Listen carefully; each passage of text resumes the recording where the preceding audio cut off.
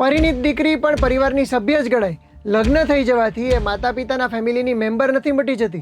Supreme કોર્ટે આ પ્રકારનો ચુકાદો આપ્યો છે, જેના વિશે તમારે જાણવું જોઈએ. ગુજરાત સમાચારના ડિજિટલ પ્લેટફોર્મ્સ પર હું છું મયુર. આજના વિડીયોમાં આ ચુકાદા વિશે વાત કરીશું. તો મિત્રો, આ કેસ છે કુલસુમ નિશા વર્સિસ યુપી ગવર્મેન્ટનો, કે જેમાં કુલસુમ નિશા પોતે એક પરિણીત પુત્રી છે, જેણે પોતાની માતાના નિધન બાદ સસ્તા અનાજની દુકાન એટલે કે રેશનની જે દુકાન હોય છે એના લાયસન્સ માટે અરજી કરી હતી. આ અરજીને એવા કારણથી નકારી કાઢવામાં આવી કે આ પરિણીતા હવે બીજા પરિવારની સભ્ય છે અને પરિવારની વ્યાખ્યામાં આવતી નથી, એટલા માટે એને માતાનું જે લાયસન્સ હતું એના આધારે લાયસન્સ ન મળી શકે. હવે આ કેસમાં સુપ્રીમ કોર્ટે કહ્યું છે કે વૈવાહિક દરજ્જો એ કોઈ કલ્યાણકારી યોજનાથી વંચિત રાખવા માટેનું કાયદેસરનું કારણ ન બની શકે.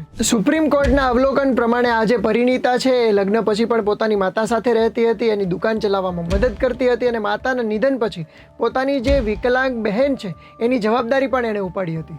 અને એટલા માટે માત્ર પરિણીત હોવાના કારણે એની અરજીને નકારી શકાય નહીં અને એની માતાનું જે લાયસન્સ હતું એના ઉપર એનો પણ હક બની શકે છે. સુપ્રીમ કોર્ટે અગાઉના તમામ નેગેટિવ ઓર્ડર્સને બાજુ પર રાખીને સક્ષમ અધિકારીઓને આદેશ આપ્યો છે કે 4 અઠવાડિયાની અંદર તેઓને લાયસન્સ આપવામાં આવે. કોર્ટે કહ્યું છે કે અનુકંપાના આધારે નિમણૂક માટેની પરિવારની વ્યાખ્યામાંથી પરિણીત પુત્રીઓને બાકાત રાખવી એ ગેરબંધારણીય છે. સુપ્રીમ કોર્ટનો આ જે ચુકાદો છે દેશની તમામ પરિણીત દીકરીઓ માટે અને સરકારી વિભાગો માટે એક મજબૂત દાખલો બની રહેશે. તો મિત્રો, કોર્ટે આપેલા આ ચુકાદા સાથે તમે સહમત છો કે નહીં? શું પરિણીત દીકરીઓ પોતાના માતા પિતાના પરિવારની સભ્ય જ ગણાય? તમારો મત તમને કોમેન્ટ કરીને જણાવજો અને કાયદા અને ન્યાયને લગતી તમામ વિગતો માટે સાડા હક નામનો અમારો જે શો છે એ જોતા રહેજો.